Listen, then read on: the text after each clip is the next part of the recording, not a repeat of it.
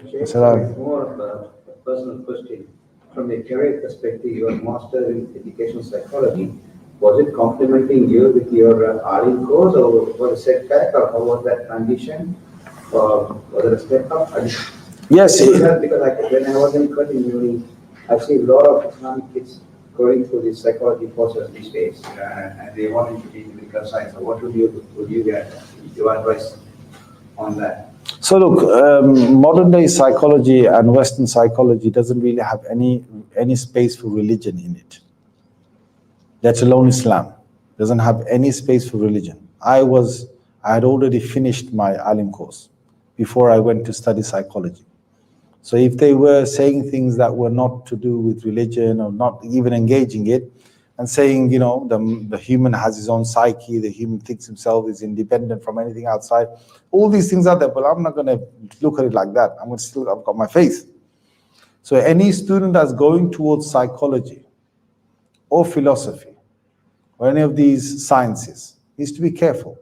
Your iman needs to be strong before you go down that pathway, because you can easily have your iman undone.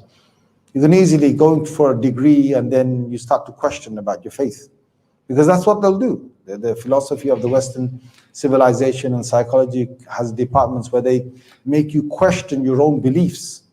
They make you question your subconscious mind.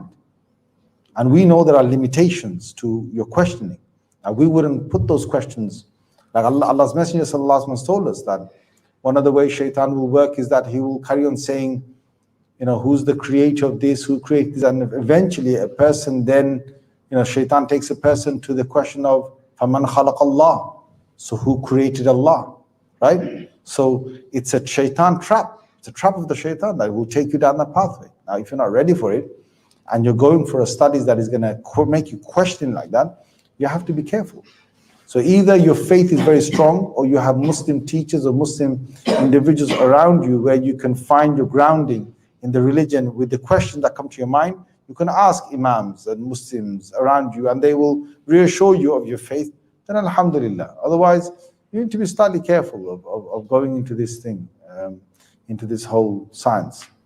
So for me, it wasn't a question, because I had studied the deen for many years with my teachers. So these questions wouldn't really bother me, and I wouldn't even entertain them.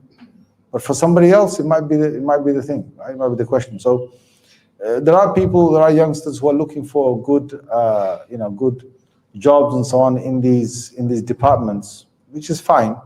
But even when you're working, we have to understand that we may be limited to what we can say to someone in counseling. Let's say you're a counselor now in giving, you know, some kind of counseling to someone, or you're a child psychologist.